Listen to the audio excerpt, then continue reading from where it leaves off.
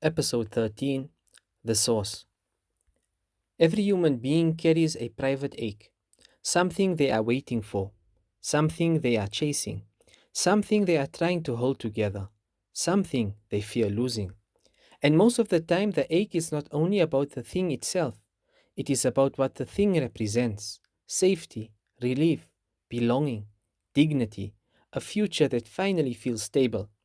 So we reach outward, we calculate, we depend, we attach our hearts to people, systems, opportunities, timing.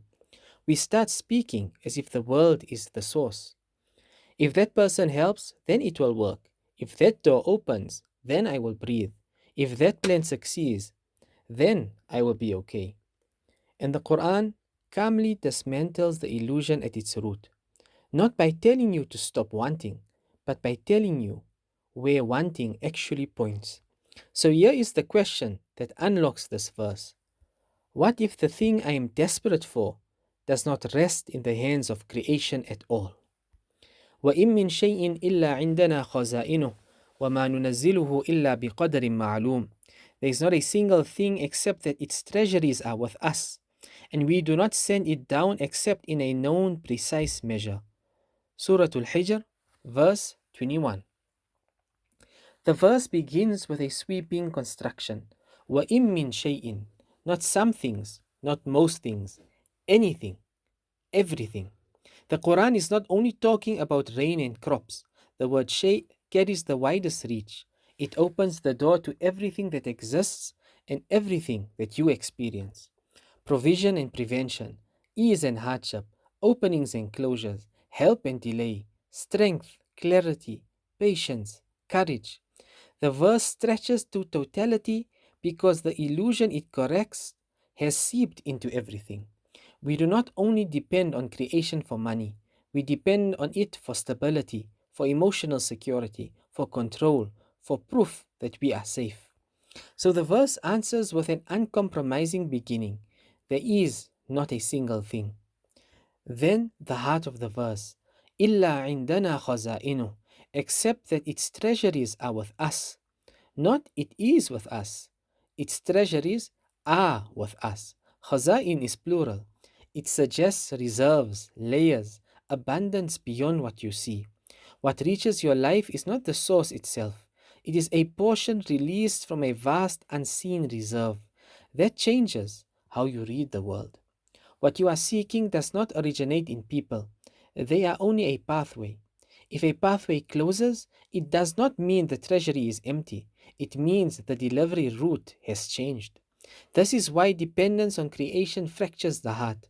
Creation can only hold what was placed in its hands temporarily. It cannot generate what it does not possess. The treasury is not there. The treasury is with Allah. Then the verse moves. وَمَا نُنَزِّلُهُ.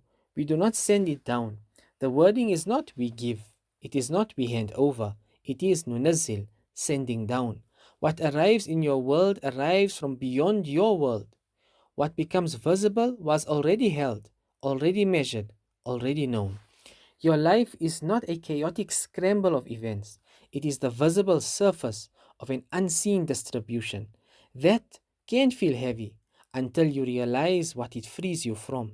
It frees you from panic and the belief that your worth is dependent on a door that a human can shut. If the matter descends from Allah, it cannot be blocked by the limits of creation. And then the clause that changes how you interpret both gifts and delays: إِلَّا بِقَدَرٍ مَعْلُومٍ, except in a known precise measure. Measure is not only quantity, it is timing, form, proportion, the exact shape of what you receive. Not too early, not too late, not too much, not too little, not random. Sometimes what you want would harm you in the form you want it. Sometimes you are not ready for it yet. At others, you are asking for something that is not what you actually need. The verse does not deny pain, it locates it inside wisdom. And that known is not known to you, it is known to Him. This is where hearts struggle, not with provision itself, but with timing. Why did it arrive for them and not for me? Why did it open there and close here? Why does it keep delaying? The verse redirects your gaze away from comparison and towards design.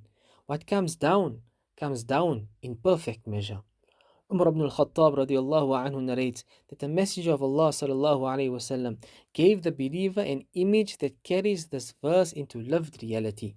لو أنكم كنتم توكلون على الله حق توكله لرزقتم كما ترزق الطير تغدو خماصا وتروح بطانا. If you were to rely upon Allah with true reliance, He would provide for you as He provides for the birds. They go out in the morning hungry and return in the evening full. Notice the balance. The birds do not sit and wait, they go out. And they do not return full because they control the skies. They return full because rizq was sent to them. Movement is yours, treasuries are His, descent is His, measure is His. The hadith does not promise luxury, it promises sufficiency. It reframes your daily effort. You are not hunting provision in a world that may or may not have it. You are moving through a world where provision is already owned, already measured, and already assigned. Most people think their strongest dependence is obvious: money, work, connections. But the heart's subtler dependencies are often deeper: approval, a person's presence, a specific outcome, a plan that must happen. This verse relocates dependence without shaming you for needing. It tells you the thing you are leaning on is not where everything begins. People can be means, they cannot be the source. Systems can be means, they cannot be the treasury. Your effort can be means, it cannot be the guarantee. When a means fails, you do not collapse as if the story ended. You return to its author. This verse does not only change how you think about provision, it changes how you think about reality. What reaches you is not chaos, luck, nor human control.